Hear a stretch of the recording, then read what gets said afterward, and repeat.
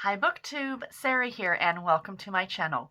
Today I am coming to you with a weekly reads video. So this is for week 37 and it is September the 7th through the 12th. So yes, that is only 6 days.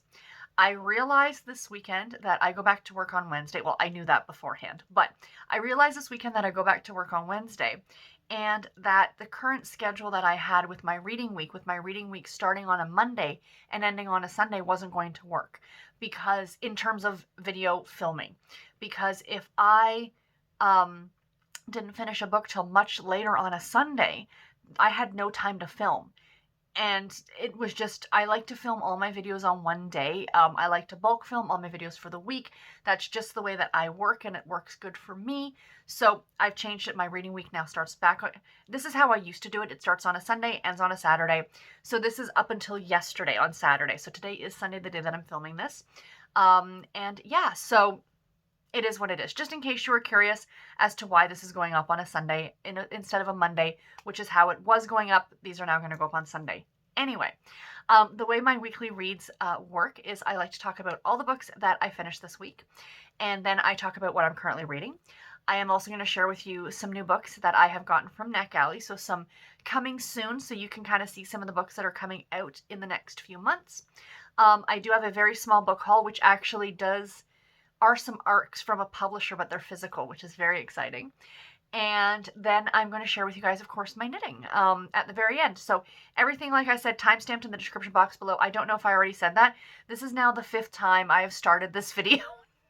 So I don't know what I've said, what I haven't said at this point. Although I have condensed it down quite a bit.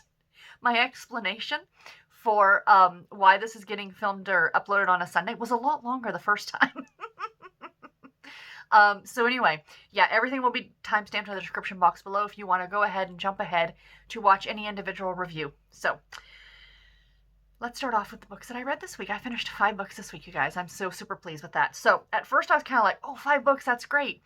Then I went, oh, but wait, one was a graphic novel and one was a novella. But then I remembered one was also a classic. A big, thick classic that you guys know I am not a classics reader, but I finished it, so yay me. Winning for the week as far as I'm concerned. So, the first book that I finished this week was One More for Christmas by Sarah Morgan. I gave this one 5 stars. I thought it was absolutely delightful. This is a women's fiction novel. It was from Netgalley, and it comes out on October the 6th. So look for it next month. And special thanks, of course, to Harlequin for sending me an e-arc copy of this book to review for you guys. Of course, I did read this as an e-arc. For my challenges, I got this one for the Places You Go bingo. And this one was to read a book with a mountain on the cover. And I cheated just a little bit because the North American cover, which would be the cover that I would have probably gotten my hands on or get my hands on at the store, does not have the mountain on it. But the cover I'm showing you guys is the UK cover. And there's a mountain on the cover. And I actually think it's a lot prettier than the North American cover. So I think I might have to order this from Book Depository to have on my shelf because it's so super pretty. But anyway, so this is a very standard Christmas story. This is the story of 2 sisters named Samantha and Ella and their mother Gail. And the 3 of them have had a falling out. So the 2 sisters are still very, very close. They see each other all the time. They talk all the time. But they've been estranged from their mother for about 5 years. Now, their mother, Gail, is a very, very successful businesswoman. She has written 2 best-selling novels, like How to Be Your Best Self and How to Change Your Life and things like that. Those very empowering, self-empowering kind of books. And the older daughter, Samantha, she runs her own business, but it's like a travel business. And then the younger daughter, Ella, she is actually a stay-at-home mom of her, I think, 3 or 4-year-old daughter named Tabitha, and she's married to a lawyer. And so those are our central characters. So like I said, a very standard Christmas story in a way, where you have a character, a Scrooge Grinch type character, which would be the mother Gail. She has never done Christmas. She has even when her girls were young, they never put up a tree. They never did any Christmas stuff. She told her kids right from when they were young the truth about Santa Claus. I don't want to say anything in case there's any little ears in the room. And the truth about Santa Claus is that he lives up at the North Pole and his elves help him every year. And anyway, that's the kind of a mother that she was. All the toys that the girls got were not even really toys. They were all to further their education, to make them better people, to teach them how to stand up for themselves and be independent women, which is great. But kids need to be kids too, right? So they kind of always resented the way that they were brought up. And Ella has kind of done the complete opposite, where she's really indulging her daughter, to the childhood that she never had. So then anyway, at the very beginning of the book, Gail is being interviewed on TV for some award that she won the night before at some gala. And she's getting the award down, and it falls, and it actually hits her in the head. And she ends up in hospital, and she ends up asking for her daughters, and her assistant and nobody that she worked with even knew she had daughters. So they were very estranged. And so then the entire book is pretty much them trying to rebuild their relationship. And they end up doing so at this big house in the Scottish Highlands. And it was delightful. Absolutely delightful. So Christmassy, so atmospheric. There's reindeer in the story. The people that they stay with, they actually have a herd of reindeer. So, I mean, and having a little 4 or 5-year-old little girl in the story really brings out the Christmas spirit as well. Gail's trying to learn how to be a grandmother, and yeah, a lot of secrets that are being kept. And I don't want to give really anything away, because stuff gets, of course, revealed as the book goes on about why the mother is, of course, the way that she is. And I loved it. I absolutely loved it. Every year so far, for the last 3 years, like 2 years ago or 3 years ago, we had the Christmas Sisters. Then last year was A Wedding in December. And now this year we have one more for Christmas. Sarah Morgan is like becoming my new go-to Christmas author. And I just hope she can keep this up and be writing another Christmas story every year, because they have all been a delight and I've loved them all so much. And I highly, highly recommend them. The next book that I finished was actually a novella. I picked this up on a whim. I didn't plan on picking it up, but I actually have a list of novellas that come in between books that I've already read that I haven't gotten to yet. So I just decided to pick one. And the one that I picked was Lone Star Midnight by Delores Fossen, excuse me. I gave this book 3 stars. This I read, of course, as an ebook. It's only a novella. It is book number 1.5 in the Coldwater, Texas series. And I got no challenges for this because I think it was like 60 pages. And most of the challenges that I do have like 100 to 150 page minimum. So I have a hard time giving novellas more than 3 stars, mainly because there's not much of a story, let's be honest. The novellas that work best for me, and I think about the Crew of Hunters series by Heather Graham, is that when she writes a novella for the Crew of Hunters, they are already established characters who already have established a relationship, and it's just it's like another case that they're going on, another situation that they're dealing with. You're not establishing a relationship, you're not establishing characters or anything at all like that. It's already been done. As the reader, you are kind of expected to that you read the previous books if you're reading a novella. So, you're just reading them going on another adventure, essentially. Whereas this book, and what I find with a lot of contemporary romance, these novellas that fall in between the major books in these series, that you're being introduced to 2 brand new characters, maybe not brand new, you might have met them in previous books, but you're watching their relationship, and you can't do that in 68 pages. You can't build a backstory. You can't build their relationship. It just doesn't work as well, and I didn't love it. It was a good story. Delores Fossen is a great author, but I just did not love this one. I'm glad I read it. But, and also the premise of it is a little bit odd, like without giving too much away for the first book in the series, but it's essentially 3 sisters end up marrying 3 different brothers. Like, it's just kind of odd. So you kind of knew that these 2 were always going to end up together because of the stuff that happened in the previous book. But anyway, so like I said, kind of hard to rate this one any higher than a 3. It got a 3 mainly because I love this series. I love her contemporaries, and she's a great author. So that got it 3 stars for sure. The next book that I read this week was Jane Eyre by Charlotte Bronte. I finished it again. Now, like I said, I'm pretty sure I read it last year, but I had no recollection of a lot of it. I remembered up until a certain part of the book, and then the rest of it was kind of a blank. Like, the rest of it was almost like I was reading it new. So a part of me is wondering, did I mark it read by accident when, you know what I mean? Like, I don't truly think I finished it last year. So I did finish it this year. 3.5 stars. Not too shabby. I didn't love it. I am not going to be a classics reader, but I enjoyed it. I listened to it as an audiobook. Thank goodness it was 19 and a half hours long. If I honestly, and I will be honest, if I had to have read it as a print copy or a digital copy, there's no way I would have gotten through it if it wasn't for audio, because it just didn't hold my interest at certain points to have kept picking up a physical or an e-copy of this book. The narrator on this, who did a brilliant job, by the way, is Tandy Newton. And for my challenges, this was for the first book that I got for my Fall Into Reading challenge, and this was my classic. So yay, I'm glad I got it done off the hop, I should say. So again, I'm not a classics reader, so I'm not someone who's going to go into this very, critically and being like, oh, this is what I thought of the writing and all these things. It was a fun story. Not a fun story. It was an interesting story. It was a long story. The Victorians liked to chat. A lot of like talking points. It's told from the perspective of Jane Eyre. You probably are all familiar with the story.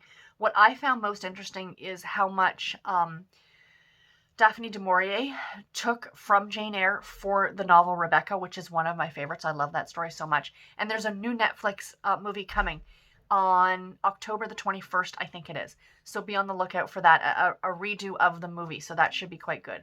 I have never seen the original Alfred Hitchcock. Anyway, I'm talking about something completely different. But the parallels, like how she actually really took from Jane Eyre and how Rebecca is almost an adaptation of that. And so it was kind of fun for me to read the source material in a way. And that's part of the reason why it got like a 3.5 star rating from me. So for those of you who don't know the story of Jane Eyre, she was treated very badly as a child, and her parents were dead, and she was being raised by this aunt who didn't much like her. The aunt sends her off to this boarding school, which is another horrible place. She eventually grows up and becomes a teacher, and then she gets a job as a governess, working for a man named Mr. Rochester. Is that it? And excuse me, sorry. And she's looking, kind of raising he's got a child. It's not his child. It's like a ward of his, kind of a thing. And that's essentially their story. It turns out like they end up having a romance. I did not read this as a romance at all. There is a happily ever after, but it still didn't read. Maybe it was a gothic romance, I guess. I guess we could call it a gothic romance. And the two of them have a relationship, but then he wants to marry her, and then spoiler alert, they find out that his crazy wife is living up in the attic, and he's never divorced from her, so he can't technically marry Jane, and then all these things happen, and it was long. It was a long book. I'm like, really? What are we doing now? I'm not a classics reader. I'm sorry, and I'm not making fun, of course, of anybody who is, and I completely appreciate all you people who love, Jane Austen, and who love the Bronte sisters, and, I've now read this one, and I have read Dracula. I liked Dracula quite a bit.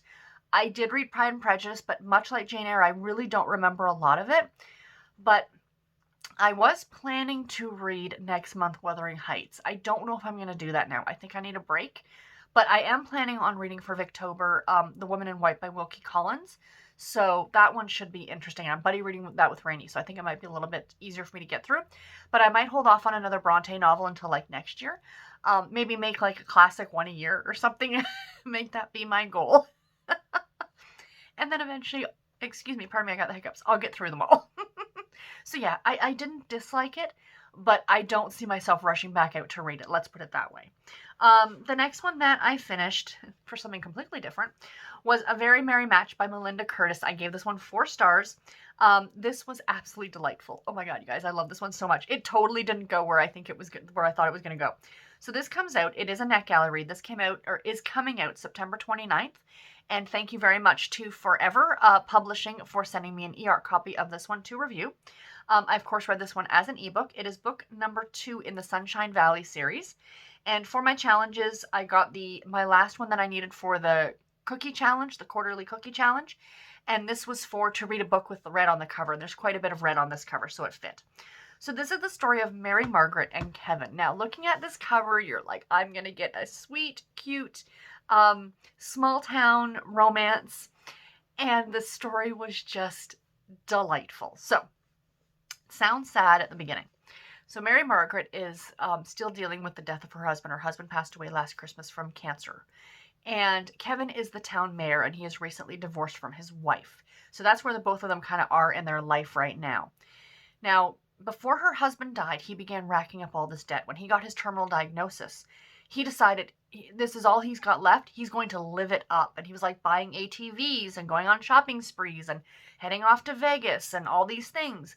So she's been slowly trying to pay off his debt that he left, essentially. And then one day at the beginning of the book, these two thugs is the only word that I can use for these guys, show up at her front door saying that her husband owed an online gambling place, $100,000. So she's trying to figure out now how to pay this back. And these two guys are pretty much just hanging around town until she pays them back. So back when she was in college, she put herself through college doing burlesque dancing, which is not stripping. It is just very seductive dancing, but there's no stripping involved. And she is the daughter of a preacher. You know, she has a very horrible relationship with her parents. Something happened with her father. I won't get into that. I'll let you read the book. But she decides to go back and start doing that again to make the money to pay these guys back. So this is a small town holiday romance filled with ex-wives, thugs who are demanding money, burlesque dancing. It was delightful. Absolutely delightful. I know you guys are probably laughing, but I thought it was so cute. I really, really did. And this is one that you can read. It can definitely be read as a standalone if you are so interested. It is, like I said, book 2 in the series. You do meet characters who appear in the first book.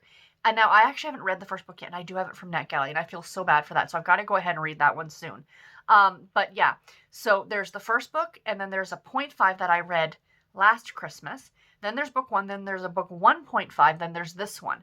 So, and this is also a clean romance, by the way. You wouldn't, from hearing about the burlesque dancing and things like that. Things are discussed, but it's still a clean romance, and it's an absolute delight, guys. I highly recommend this one. Go ahead and pick it up. It was so, so, so, so cute. And there were some great funny parts, some great poignant moments, too. Mary Margaret's grandmother, Edith, is just a hoot, and she belongs to this group, the Widows Club or something, and all these women are after this one guy at the retirement home who's, like, still got his own teeth, and he drives a BMW, and he has money in the bank. Essentially, he's a catch for the older set. And yeah, I really, really love this one, and I highly recommend it. And then the last book that I finished this week was the graphic novel, and that was Giant Days Volume 5. And this was by John Allison. Max Cierna, I think, does the drawing, and Liz Fleming as well. I think both of them are illustrators, and John Allison writes these. So I gave this volume 4.5 stars. This I read as an ebook. It is part of the Giant Days series, and this one was also for my Fall Into Reading Challenge. This was for my graphic novel. So there's not really much I can talk about this because it is volume 5. So this is like 4 issues. I think it's 17, 18, 19, and 20 of the individual issues all kind of put together, and that's how I read them, is like 4 issues bound up together. And I liked it. I liked it a lot. At this point in the series, the girls have now finished their first year at uni, and they're kind of going into their second year, and that's where this book kind of straddles between last year to the year prior to the next year, and of course over the summer break as well. In one of the issues, they end up going to an outdoor music festival, which was a lot of fun. So yeah, this one was really cute. I love the series a lot. For those of you who are not familiar with it, it's about 3 friends named Esther, Susan, and Daisy, and they are at the beginning of the series first year university students in the UK, and it's just their trials and tribulations of going through uni, and it's delightful. I really, really love it. And Esther is like my favorite out of the 3 girls. I think she's just so much fun. She's a goth girl with a heart of gold. So yeah, I really like that one. And if you have not, or really like this series, and if you haven't checked it out yet and you're interested to try it, I absolutely would, because like I said, it's a delight. So what am I currently reading? My current audiobook, I'll talk about that first, is, what is it called again? A Week to Be Wicked by Tessa Dare, which is the 2nd book in the Spindle Cove series. This one is really cute. It is a kind of a relationship of convenience kind of a story. Our main female lead wants to go to Scotland from the UK or from England to be part of the science symposium of some kind. And of course, this is a historical romance novel to boot. and she asks Colin, our male lead, to accompany her. And of course, he's a duke and she's, his unmarried, like they're both not married to each other. So of course, them just being alone together is cause for scandal. And the fact that the two of them are traveling to Scotland together, and it's kind of what happens on their travels, it is really, really cute. I'm really enjoying it so far. So of course, I'll let you guys know more about that one next week. And then the current print book that I'm reading is The Betrayed by Jana de Leon. This is book number 2 in the Mystery Parish Family Inheritance series. I'm about that far through it at this point. I plan on finishing this today. It is, brilliantly enough, large print. Gotta love me some large print. They just read so much faster.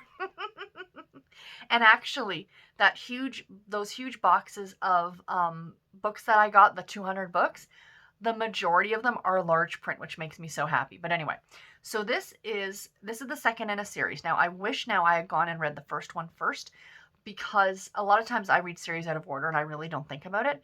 But I probably would have benefited from reading book number 1 first. So it's about the whole series is about 3 sisters who, after their mother died when they were very, very young, were separated from her and sent to live with other people. Well, she died, so clearly they were separated from her. And then they were separated from their stepfather, and he sent them all away to different families. And now they've all come back as adults to claim the inheritance from that their mother left them. And that's kind of where the story goes. This takes place in Louisiana, in the bayou. Very creepy, as you can tell from the cover. I was reading this last night, and sorry about the light kind of coming in and out. It's really gray out today. We're getting a lot of rain. And it's very creepy. There's something about ghosts going on in the house. So yeah, I'm really enjoying it. And I do recommend this, but like I said, perhaps start at the first book. I do want to go ahead and grab book 1 and 2, or book 1 and 3, so I can read the series, the first one and then the last one. So yay, I am enjoying that one. So that's all that I'm currently reading. As I want to share with you, of course, the new books that I've gotten from NetGalley this week. So, hold on, let me just see if I can, it looks, the coloring is a little bright. Sorry guys, it is what it is. We're working with natural light at this point. So, I got 9 new books from NetGalley this week. Oops. No oops. Super excited. A lot of them, of course, are holiday books, which is what we're going to see a lot of in the next month or months to come. So the first one is, and I do not know a lot about all these books, but I'll have the pictures up here. I'm going to let you guys know when they're coming out, and of course they will all be listed in the description box below, so you can go ahead and check them out for yourself. Maybe put them on pre-order if they sound good to you. So the first one is The Christmas Swap by Sandy Baker. This comes out on October 16th, and thanks to HarperCollins in the UK. I have read this author before. She is really great, and this one looks super cute. If Every Day Was Christmas by Donna Ashcroft. This comes out on October 9th, and thank you to Book Auteur for sending me an e-art copy of this one. I have also read this author as well. She is fantastic. Both of these authors, I believe, are UK type chick lit. Those are the kind of books that they are. Then another UK chick lit type book we have is Winter Wishes at Swallowtail Bay by Katie Ginger. This comes out on October the 7th. And special thank you to HQ Digital for sending me this one to review. And another chick lit. These seem to be my bread and butter, especially at the holidays. The covers just make me so happy. We have A Surprise Christmas Wedding by Phillipa Ashley. This comes out on October 19th, and thank you to Avon Books UK for an e-art copy of this book. Then we have one of the non-Christmas ones, Secret Nights with a Cowboy by Caitlin Cruz. I have read her before. She does some great cowboy romance. This one comes out on December the 1st, and thank you very much to St. Martin's Press for this one. Then we have Home at Summer's End by Alys Murray. This comes out on October 15th, and again, thank you to Book Auteur for sending me an e-art copy of this one. I've read the second in this series, I think. Yeah, and I really liked it. This is really great small town contemporary. This one I am so excited about. This is, if you guys saw my the live chat that I did yesterday or on Saturday with Chloe and Bree, I talked about this book because we kind of got into a little discussion of what holiday books we're anticipating. And this is the one that I am very much anticipating. When I saw this one, not on NetGalley, but I was looking at what's coming soon on the Harlequin website, and I saw this one, and I got super excited because it just looks so special, and I cannot wait to read it. So this is A Sheriff's Star by Makenna Lee. This comes out on October the 27th. Again, thank you to Harlequin for this one. And this one, I think it's single parent, and the child has Down syndrome, and it just, I don't know what it is, but it just looks so delightful, and the cover is just darling, and you know, I'm looking forward to this one a great deal. I now follow the author actually on Instagram, and I believe her son is Down syndrome. So this is in a way an own voices kind of an idea. So yeah, I'm really really looking forward to this one. To seeing how this is going to be portrayed, because I know my friends and I have talked a lot about not just representation in novels, but also not just with the main characters, but with also the secondary characters. And parents having kids that are a little different, that might deal with some medical issues and things like that, I think is much more realistic than every child being quote unquote perfect. Do you know what I'm saying? And I'm not saying that in any kind of bad context. I think you guys know where I'm coming from. But yeah, this one looks so good, and I cannot wait to get to it. I definitely think it's probably one I'm going to jump on next month. And then another Christmas one we have is Boots and Mistletoe by Edith MacKenzie. This one comes out on October the 1st, and thank you to Victoria Editing, it says, as the publisher for this one. And last but not least, so this one actually is a read now for everybody this weekend. So if you're watching this video on Sunday and you're on NetGalley, go ahead and try and get a copy of this one to read. And it's called Forever With You by Barb Curtis. It comes out on November the 10th. Thank you very much to Forever for putting this out there for everybody to read now. It is a small town contemporary romance. So I'm not familiar with the author, but I like taking a chance on new authors, and the cover looks great. So again, highly recommend that you go ahead and check that one out on NetGalley.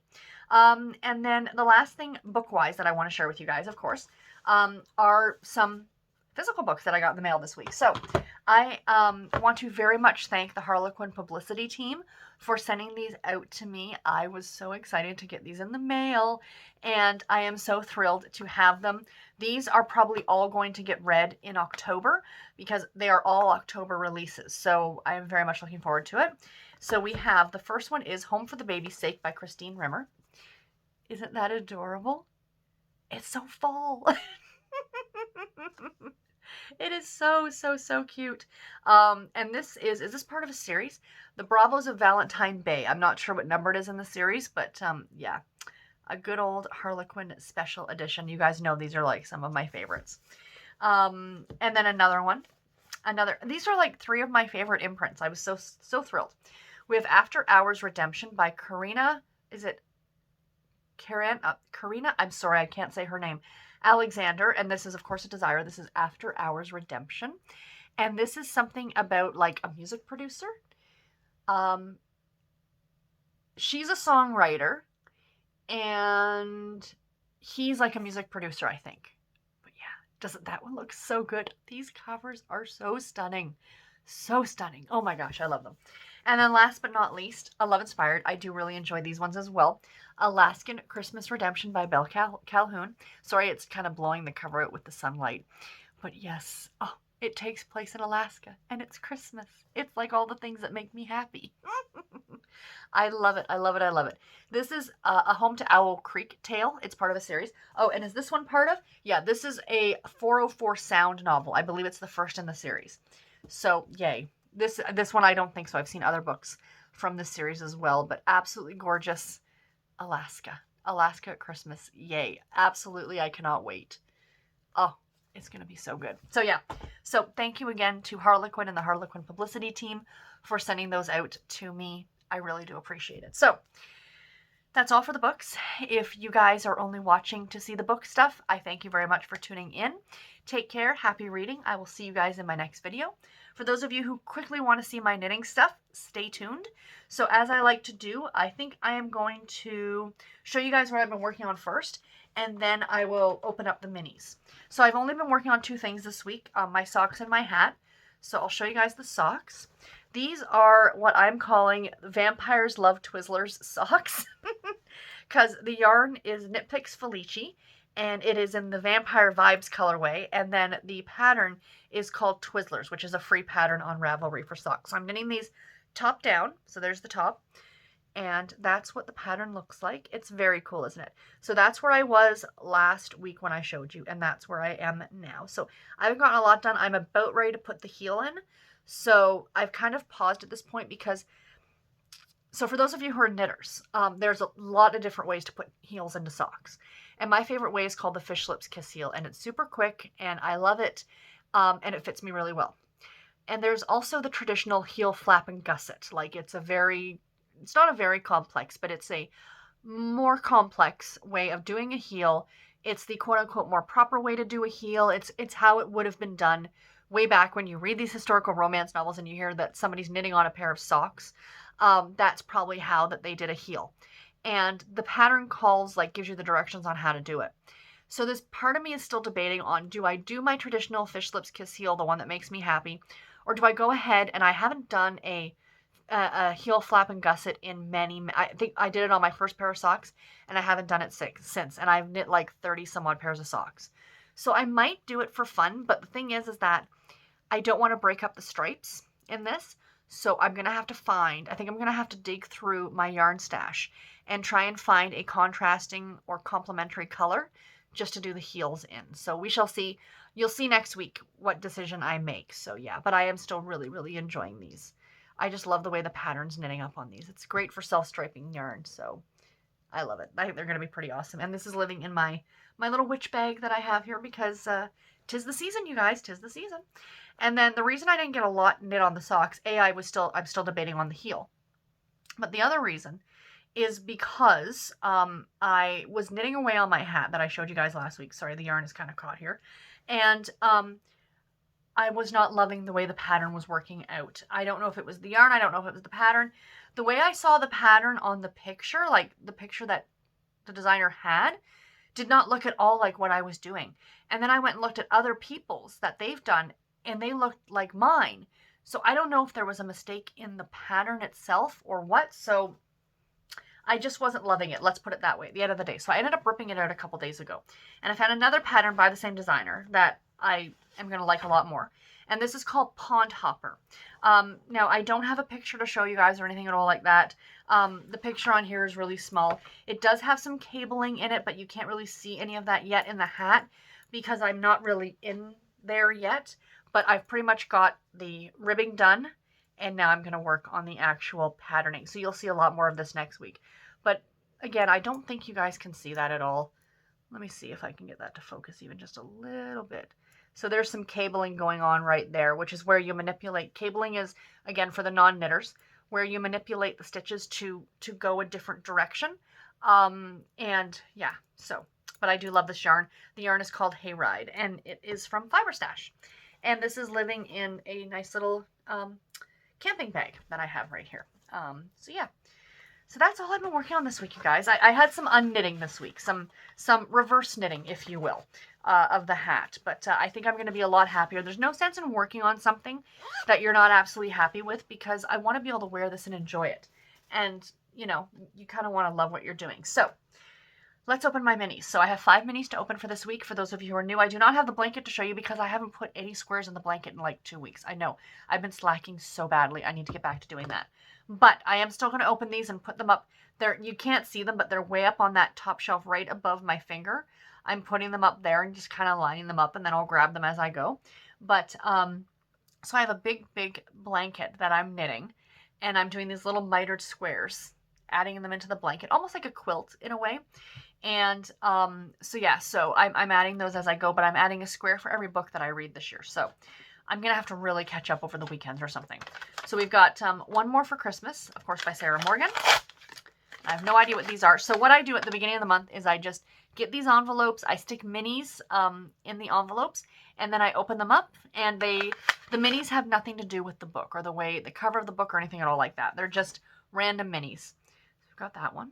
That's pretty. I like that quite a bit. Very nice. So that is the first one. Put this away. Lone Star Midnight. Ooh, that's pretty. Ooh, I think this is the one my aunt gave me. I give her yarn occasionally because I have so much of it and she loves knitting socks. And this one I didn't realize that it's a self-striping rainbow yarn. So she gave me the rest of the ball back. So I've turned it into minis, but I think that's what that is. So that's going to be pretty awesome. I think it was like a My Little Pony reference, Rainbow Dash or something like that. Jane Eyre. so pleased that I got that done this week, you guys. So pleased. We have, oh, they kind of fits with Jane Eyre. Small purpley color. Get that to focus a little bit more, maybe. That's really pretty, isn't it? Like a wine color almost. Yeah, that's very nice. And then we've got a Very Merry Match. A pretty brownie peach color. Very nice. And last but not least, Giant Days Volume 5. And yeah, the Delores Fossen book I did not have originally on my TBR, so I just made up one of these to put in there. Another pink and blue one. Oh, that's pretty. I think that's a self-striping one too. Very nice. So yeah, so that's it, you guys. That's all that I have for this video today. I do hope that you enjoyed it. Let me know in the comments below if you read any of the books that I've read. What were your thoughts on Jane Eyre? Are you one of those people who just loves classics and you think I'm really missing out by not reading more of them? Yeah, so I'd love to know that, and I'd love to know what your favorite book that you read this week was. And until my next video, everybody, take care and happy reading and knitting. Thanks so much for watching, everybody. Bye.